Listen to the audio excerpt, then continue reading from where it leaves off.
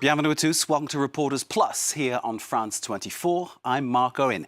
In this special edition, abortion is strictly limited by law in Ecuador, but the World Health Organization says there are some 95,000 illegal abortions there every year. Denying women a choice in Ecuador, as in many other places, puts their lives at risk. Our reporters have been to meet women whose circumstances give them little choice but to opt for the dangerous option of a backstreet abortion, in spite of the risk of a prison sentence and under pressure from the very active anti-abortion lobbies.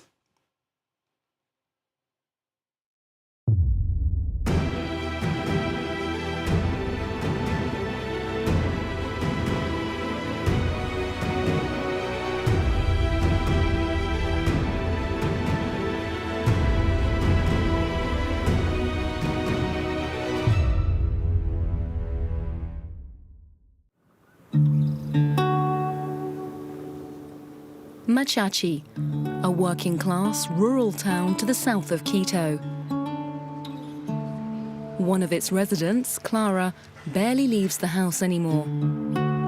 Shaken by what she's been through and fearful of being recognized, she only allows us to film part of her face and reveal no details that would allow anyone to identify her address. At 16 years old, she's being prosecuted for having an abortion. Her lawyer, Ana Vera, has come to see the family to prepare for the hearing.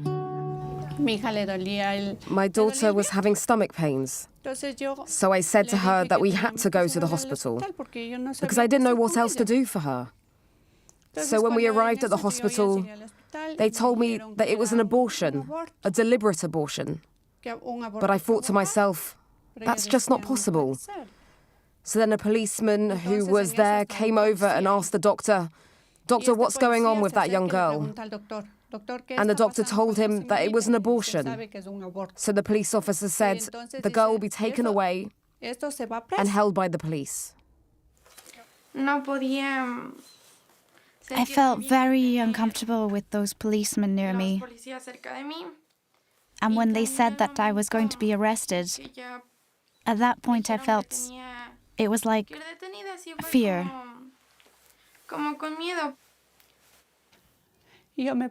I got down on my knees and I asked the police officers not to send my daughter to jail. I'm scared that the legal proceedings are going to be very complicated, that there will be other things that come up, and in the end, they'll take away my freedom. I think we can win this case. The good thing being that in the end, you'll be declared innocent. Anna's worked out a defense strategy for Clara. Regardless of whether she took misoprostol, a medicine for stomach pains, which is often used to provoke an abortion, her lawyer will argue that this was a phantom pregnancy. Despite fertilization, no embryo formed in her uterus. It isn't uncommon, yet her mother's not confident about the outcome. As the mother, the pain hasn't left me. It's not easy to forget everything I've been through with my daughter. The most awful part was in that hospital.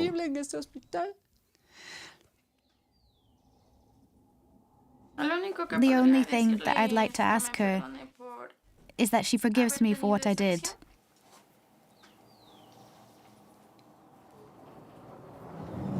Do you feel guilty? Yes. Her lawyer believes that since Clara is a minor, she could be given a maximum sentence of 2 months or community service.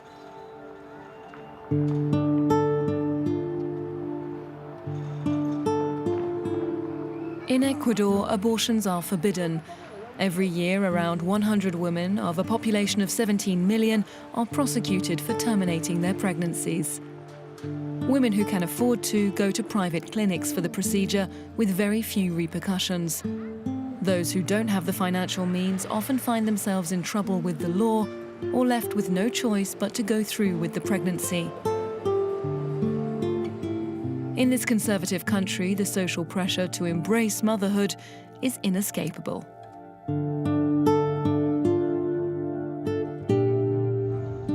Some 30 miles away in Quito, anti-abortion groups make their rounds in working-class neighborhoods. Today, their truck is parked up in front of a church. Inside, women are getting free ultrasounds. El piecito, mira. Ahí está. ¿Le oyes? Amparo Medina is neither a doctor nor a gynecologist. She is staunchly anti-abortion. ¿Le harías algo de daño a este bebé? No, ¿verdad? No. Es inocente. Mira, chiquito. Mira, mira, mira, mira, mira. Mira, ¿qué es esto? A ver. La cabecita. La cabecita. Muy bien. The young woman's scan is being broadcast outside in the street for all to see. These pro-life campaigners, as they call themselves, are on a mission to prevent women from terminating their pregnancies. People like this unemployed mother who's pregnant with her third child.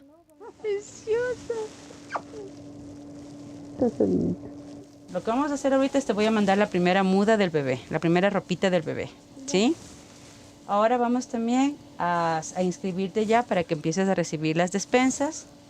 En la oficina, una vez al mes, puedes recoger la ropa, la despensa. ¿Esta niña no te dijo que había pensado al aborto? Sí lo pensó, pero no llegó a concretar, también por su situación económica, ¿no? Solo lo pensó, no tomó pastillas, no tomó absolutamente nada. A termination in a private clinic here costs at least $400. That is practically the equivalent of the monthly minimum wage.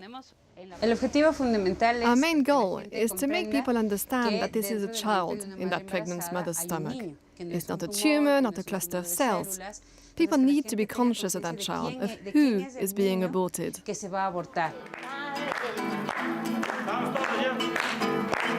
El padre pintó un dibujo muy bien, el hijo lo coloró. Ya que estoy yo, y aquí estoy yo, soy el dibujo perfecto de Dios. Otra vez, soy el dibujo perfecto de Dios, amor.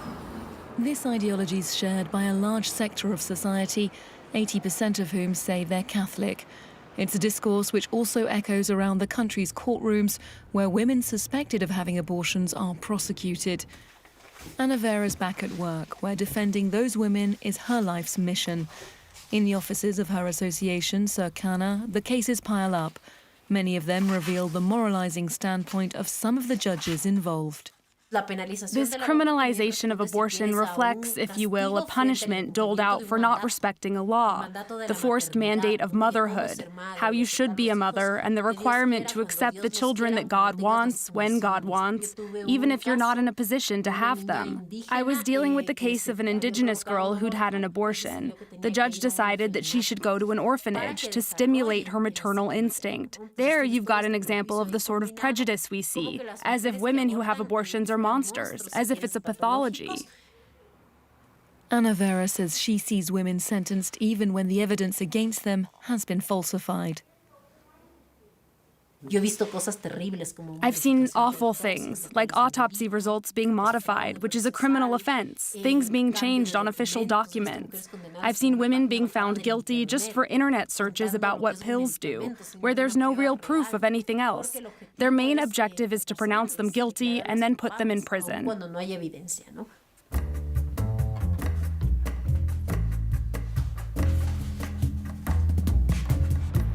Prosecuted with or without incriminating proof.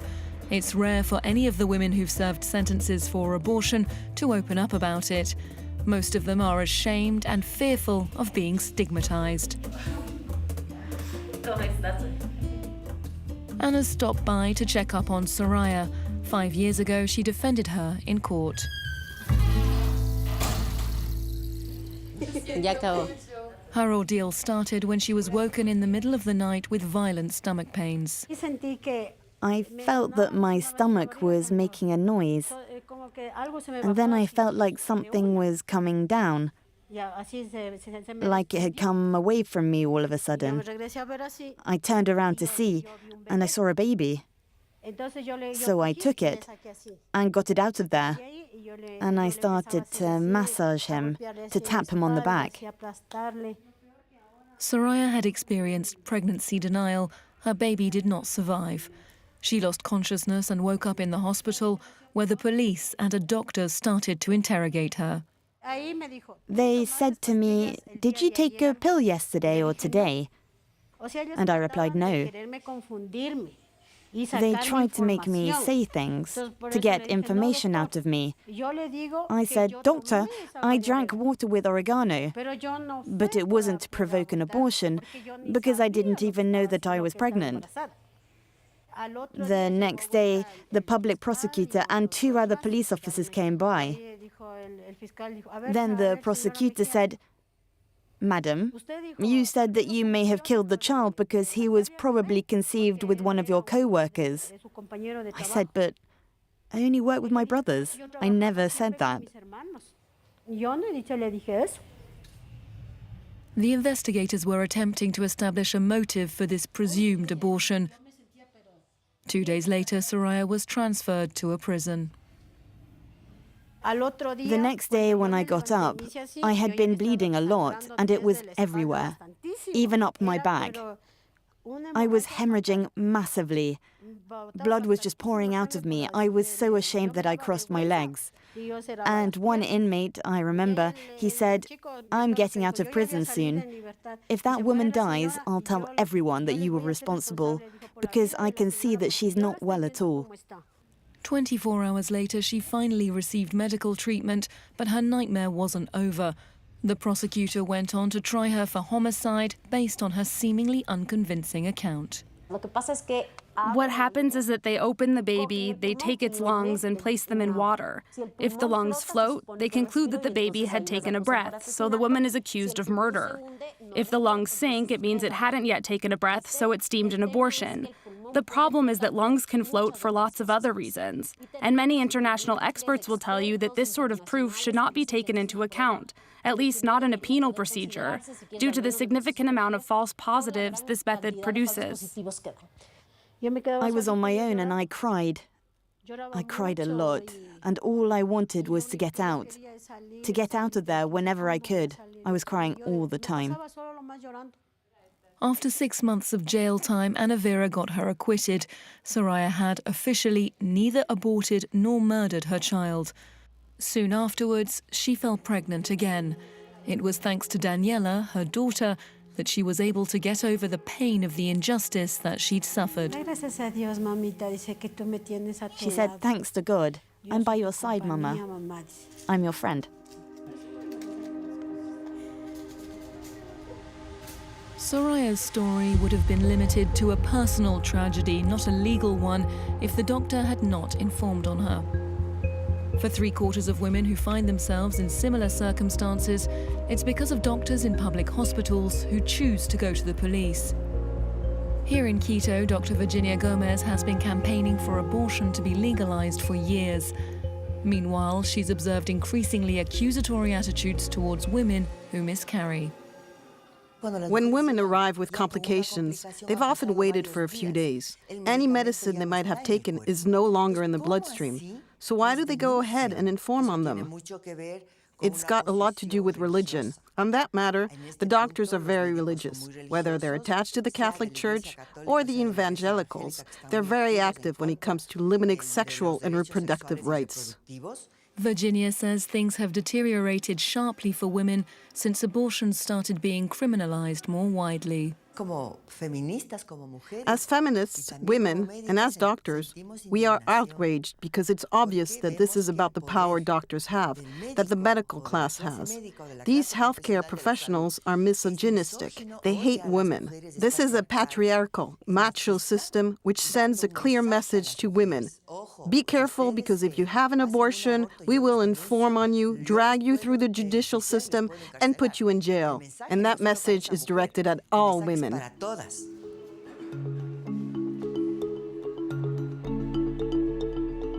Despite those risks, many women have no choice and end up in the emergency room of a public hospital. Every month in this maternity ward, gynecologist Jose Masache treats women suffering from complications resulting from botched abortions.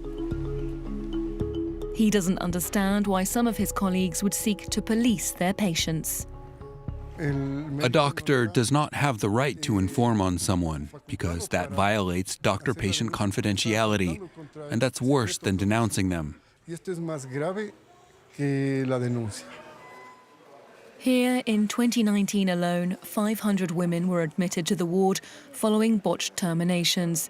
Some of them had gone to illegal clinics because, after 3 months of pregnancy, taking a pill is ineffective. Sometimes there are infections, hemorrhages, even a perforated uterus. It can lead to serious diseases, infertility, or even an emergency hysterectomy. It doesn't matter what caused the abortion. We're not here to ask questions. We should simply do our job, which is to preserve the health of these women and keep them alive.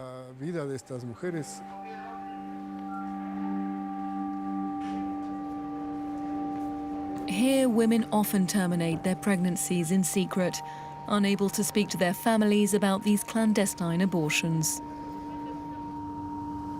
2 years ago, Sergio had no idea what his sister was going through.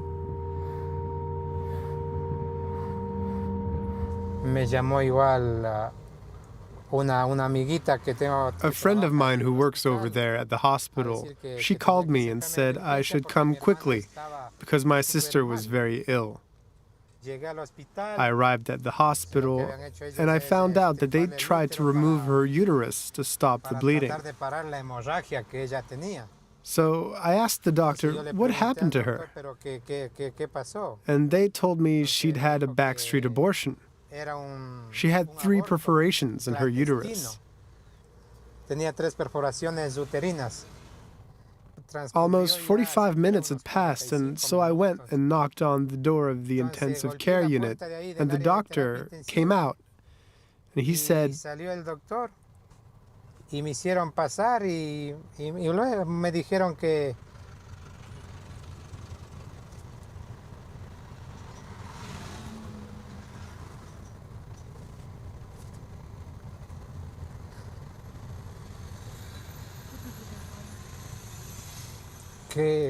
he said he was really sorry,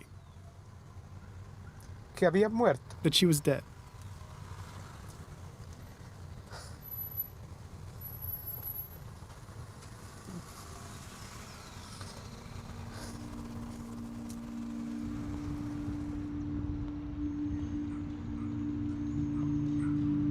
Guadalupe was 34 years old. She lived with her 2 children.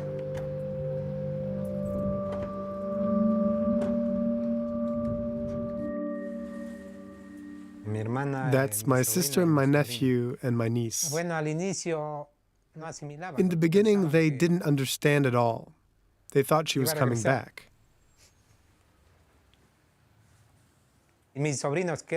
My niece and nephew are orphans now. There's no one to take care of them. They've stopped going to school until we get things sorted out. We had to pay for them to see psychologists because they were very affected by what happened. The family pressed charges against the doctor who performed Guadalupe's abortion, but despite overwhelming evidence to incriminate him, he was acquitted during the trial.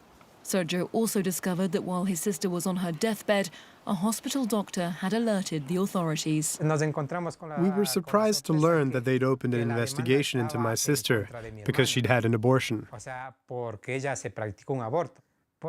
Why would you point the finger at a person who died when the real culprit here is free, out there? The solution would be to decriminalize abortion, because women will keep going to these illegal clinics and they will keep dying too.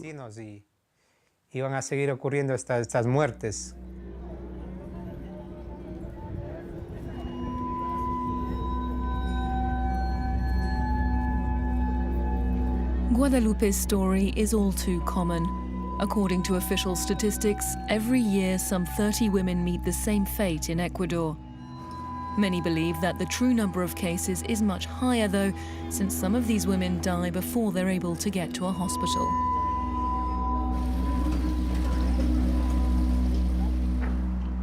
Meanwhile, some 20 miles away, the pro-life camp arrive at the Santa Rosa Church for a special ceremony. The foundation's director, Amparo Medina, is in charge once again, surrounded by volunteers. It's a spiritual adoption ceremony for the adoptive parents of the babies who give their names to the babies.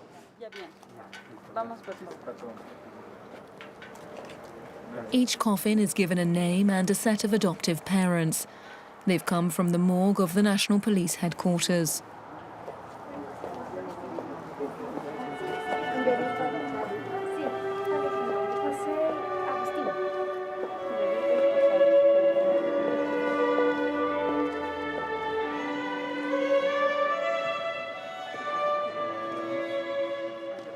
Inside these boxes, aborted fetuses. These Catholic couples come from nearby towns to take on the symbolic role of parents and participate in the funerals.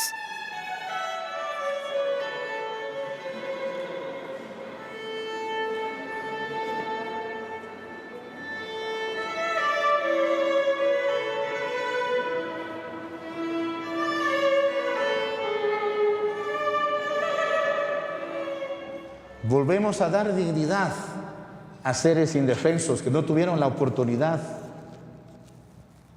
de nacer, de crecer, los padres, de desarrollar su vocación y su misión. Puedes levantar tu mano derecha y dirigirla hacia estos féretros.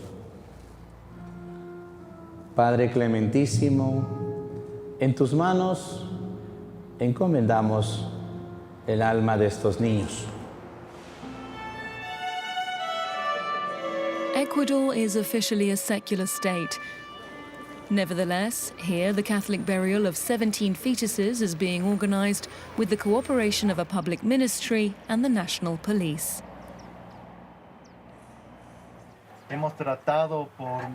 We have exhausted all possibilities to identify the relatives of these babies in order to return them to the families. Unfortunately, we haven't been able to do that, so instead we have this ceremony in which these babies will finally have the destiny that we had wished for them for such a long time now.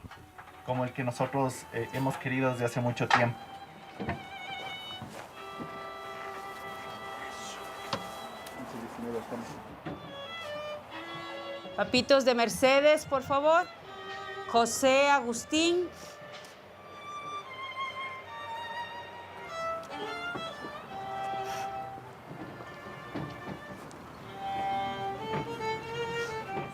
Siento demasiado dolor. I feel a lot of pain because these are just babies, human beings like us. I feel like this could be my child, who I would have given all my love to. And I don't understand what drives them to make such a decision. I should imagine it's pressure from people who dehumanize these babies and say that they're just a mass of cells. But that's not true.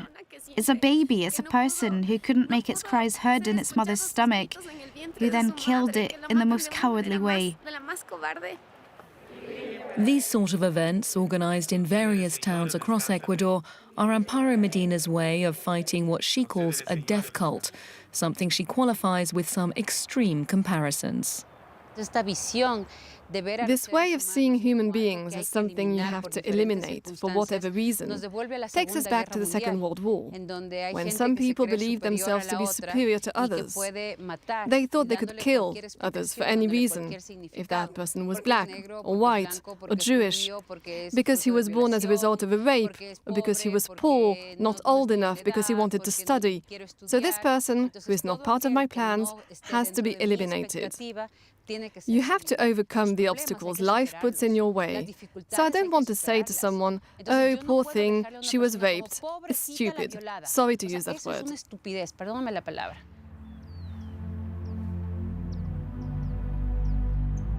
When it comes to accepting one's fate, every day in Ecuador, 5 girls under the age of 14 give birth to a child conceived of rape. For years, Ana Vera and her associates took to the streets to demand that those girls have the right to safe and legal abortions. In April 2021, the Constitutional Court sided with them. Yet conservative senators were swift to impede that law by imposing time limits and restrictions. That's when Ana Vera went to the National Assembly herself. It's time to make history. For the girls and women who have been victims and those who are rape survivors, we demand the rightful, compassionate recourse to a legal abortion in the case of rape. Imposing time limits means legalizing backstreet abortions. It means inciting those who've missed that limit to go and terminate a pregnancy illegally. Yet for President Guillermo Lasso, this law is already too lax. He applied a partial presidential veto, adding his own conditions. Victims of rape will have only 3 months to obtain an abortion. They must file a police report and undergo a medical examination to prove they've been assaulted. The law that went through in the National Assembly was, in the end, worse than the original one due to President Lasso's veto. He's always been very conservative. He's part of Opus Dei. This is an authoritarian man who's imposing his personal point of view on the population and on their rights.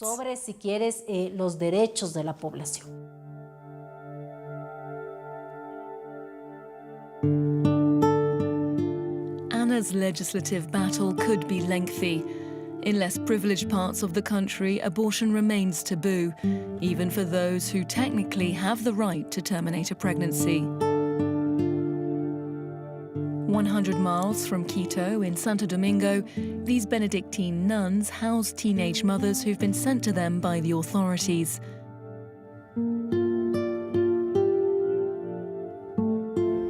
They all fell pregnant as a result of rape. Some of them are mentally disabled. Juliet is 15 years old. She arrived at the home when she was 6 months pregnant.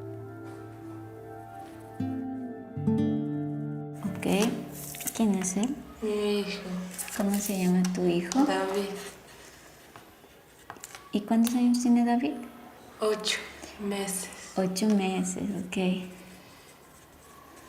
¿Y aquí a quién tenemos? Sergio. ¿Quién es Sergio? Papá de David. ¿Y cuántos años tiene Sergio? 68. 68. ¿Así? ¿Y él qué hizo contigo? ¿Quién es? ¿Es tu amigo? ¿No era tu amigo? No, no era mi amigo. Y ahí me tocó. Bueno, ¿y cómo te sentiste después de que este señor te haya tocado? Mal. Claro, es normal sentirse mal. ¿Y qué pasa con David? ¿Qué sientes cuando ves a David? Porque producto de lo que él te tocó, nació David, ¿verdad? Sí. ¿Sí? ¿Y qué sientes con David? Bonito. ¿Y tú quieres mucho a David? Sí, me quiero mucho. Her mental age is equivalent to a child of 7 years old, so it's a child looking after another child. When someone with a mental disability falls pregnant as a victim of rape, the law allows for a termination and has done for almost a century. But in this case, the doctors and the justice system made the decision for Juliet. No one considered this possibility. For me, it's a bit absurd that a person with a mental disability should be considered able to make that decision about the possibility of an abortion. In the short term, an abortion could be a solution. It could lessen the strong emotional trauma. But there is no guarantee that after that, it won't create another trauma because of the sense of guilt and harm to the person as an adult. If she were to analyze what happened, then this loss, this abortion, could be difficult for her to bear.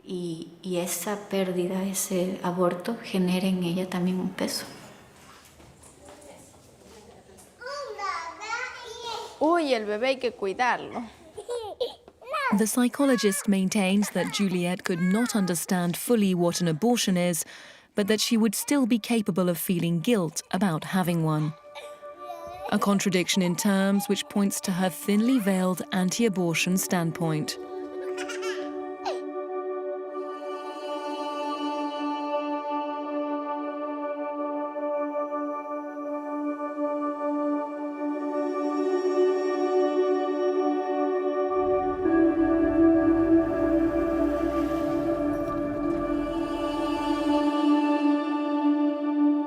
In the highest parts of Quito, residents say this statue of the Virgin turns her back on the poorer districts of the capital. Neighborhoods where women die, young girls bring up unwanted children, and where others are subject to moral judgments, which then become legal sentences.